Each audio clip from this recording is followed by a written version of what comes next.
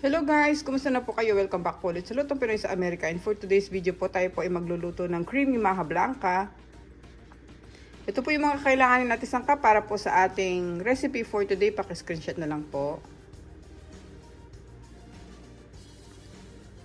Sa mga bago po dito sa aming channel, sana huwag niyo pong kalimutan mag-subscribe sa Lutong Pinoy sa Amerika at paki-check niyo po yung other videos namin. Umpisa na po natin ang ating pagluluto ng ating creamy maha blanca. Maraming salamat po. Bali, meron po ako isang tray dito. Dito ko po ilalagay yung ating maha blanca. Pinahiran ko lang po siya ng coconut oil. Ito po yung coconut oil na galing po sa ating latik. Nag-advance na po ako ng luto kahapon. Kaya ito po yung ating latik na ginawa. Tapos ito yung kanyang coconut oil. So pinahiran lang po natin yan para dyan po natin ilalagay at nang hindi dumikit yung ating maha blanca. Ganyan lang. Okay. Bali sa unang step na gagawin natin, lagay po natin yung ating evap milk dito sa bowl. Tapos sunod natin yung nestle cream.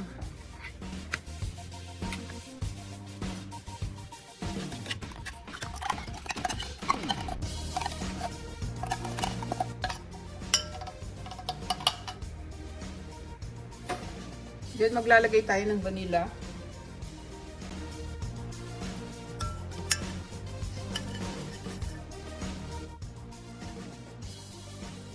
Tapos lalagay din natin yung ating cornstarch.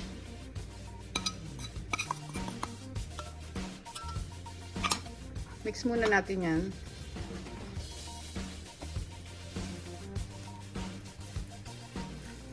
Haluin lang natin to hanggang matunaw yung ating cornstarch.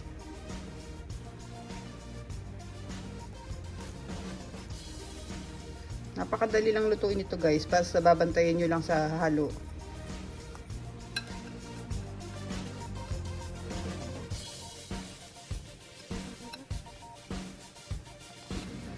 Kumuha tayo ng isang bowl gamit ang ating strainer. Ilagay natin yung ating mixture. Sasalain natin to para mawala yung buo-buo ng ating cornstarch.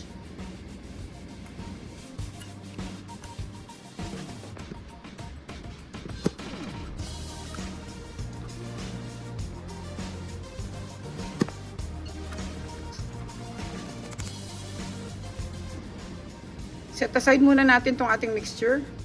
Buksan natin yung ating mga dilata.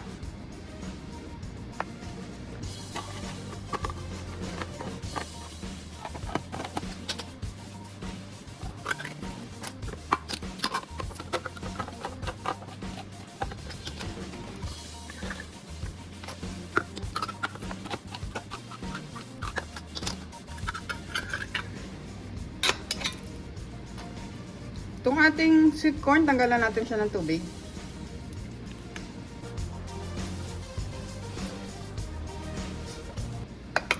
Yan. Tapos buksan natin itong ating gatas.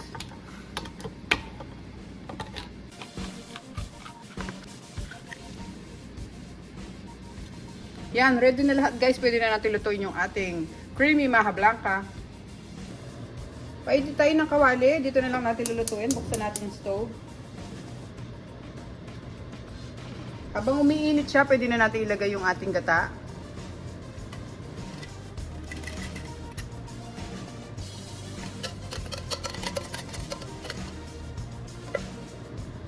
Ngayon, sunod natin yung ating cream style sweet corn.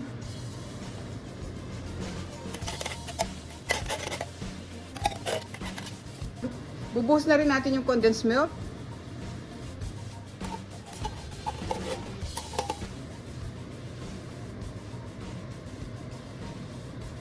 At isasama na rin natin yung ating sweet corn. Kung gusto niyo isama lahat, pwede, pero kung gusto nyo kalahati, pwede rin. Ako, nilagay ko na lahat para mas masarap. Tapos haluin natin to guys.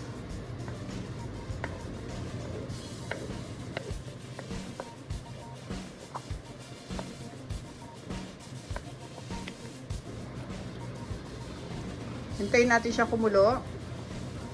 Saka natin nilalagay yung ating mixture kanina.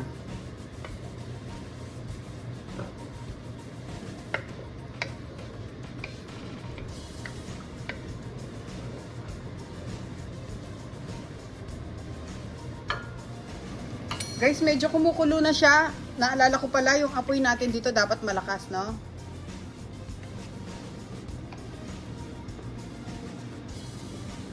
Para pag binuhos natin yung ating mixture ng cornstarch, maluto siya kaagad.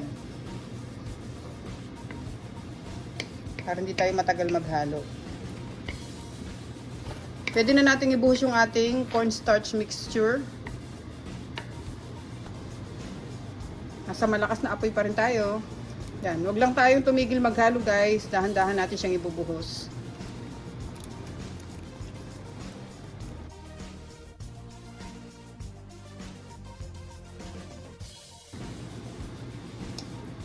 Yan, buhos na natin lahat.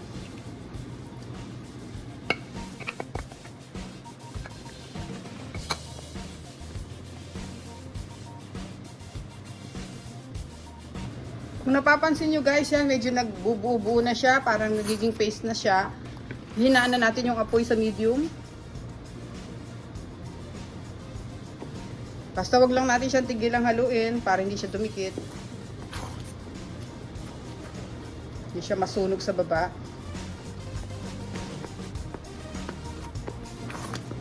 Nasa medium na yung apoy natin.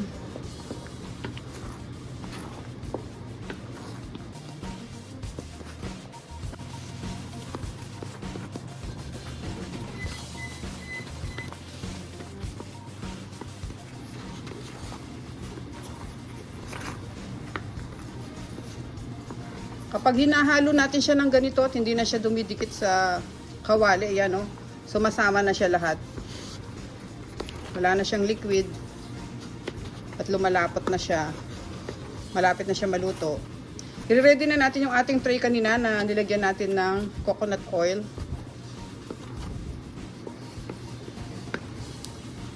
Para mai-transfer natin kaagad.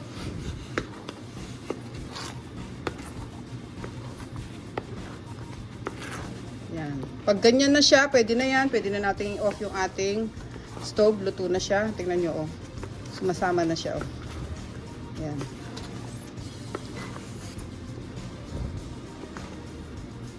Off na natin yung stove, guys. At i-transfer na natin siya sa ating tray.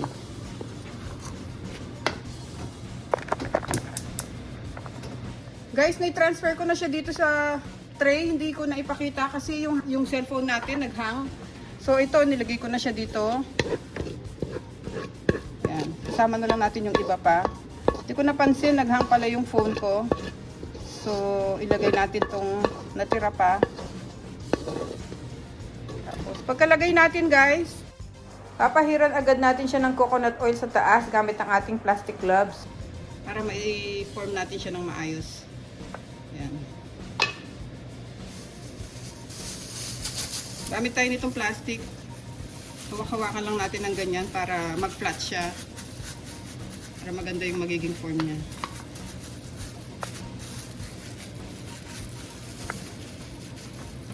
Hindi ko pala napansin yung aking cellphone is hindi nag-on kasi nag-overheat. So, okay na yan. Hintayin muna natin siya lumamig bago natin siya lagyan ng latik.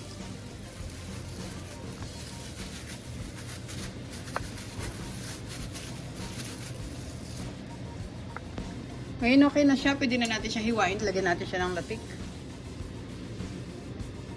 Gusto ko sa maha blanca yung pa-side na ganito.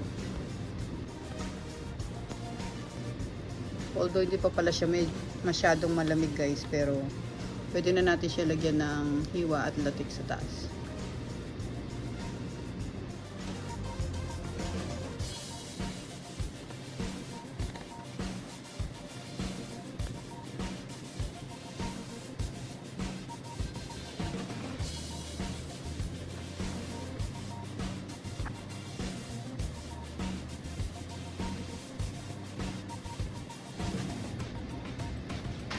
Yan guys, okay na yung ating maha blanca.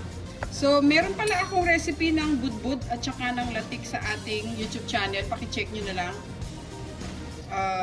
Masarap to, lagyan natin ng budbud sa taas para dalawa yung nakakain nating crunchy niya, yung kanyang latik at saka yung budbud.